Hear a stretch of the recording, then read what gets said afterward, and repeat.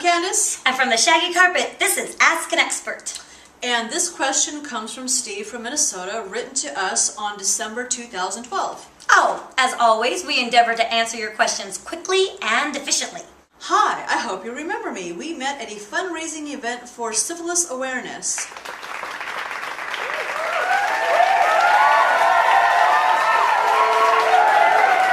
I told you about my girlfriend who never seemed to have time for me except for late night calls after she finished a bottle of wine. Technically known as a booty call. I thought she was afraid of commitment. Well, she dumped me last week. Who does that to someone over the holidays?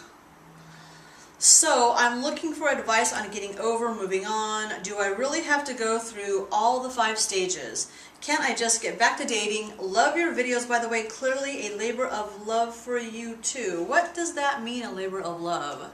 I don't know. I think he Weird. just called us lesbians. Now you say you think she might be afraid of commitment. Does she have tattoos? If so, then she's not. But on the other hand, if she has a cat, then that might be true.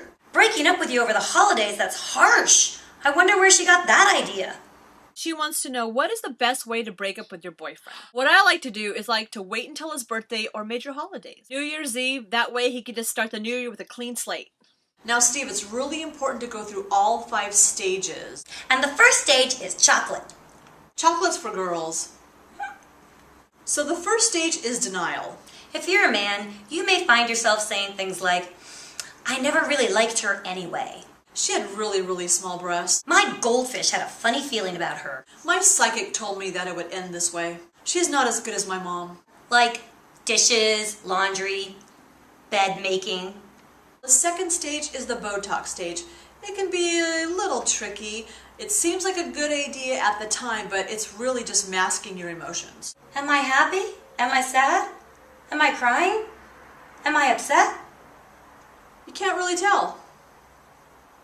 Stage 3, the blubbering stage. Also pertains to girls. This is when you talk endlessly on and on and on about your ex-girlfriend to some poor, unsuspecting stripper who has to listen to you blab and blab and blab, all because she made the mistake of saying, yes, you can buy her a drink. The 4th stage is joining a nudist colony, and that's just bad for everybody. Unless you're hairless.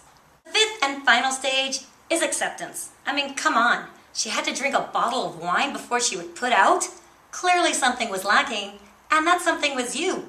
Accept this. Well, Steve, we hope that clears things up for you. And in regards to your question of whether or not you have to go through the 5 stages, or whether you can just go back to dating, I mean, if you really need our permission, I guess. We grant you permission. Date away. We wrote a book. Want to be a stripper or just look like one? Candy and Fiona can show you how. Just go to Amazon.com and search on 51 tips for strippers. Who says you can't achieve anything without your GED? Or go to TheShaggyCarpet.com and click on buy. Who says you can't sleep your way to the top?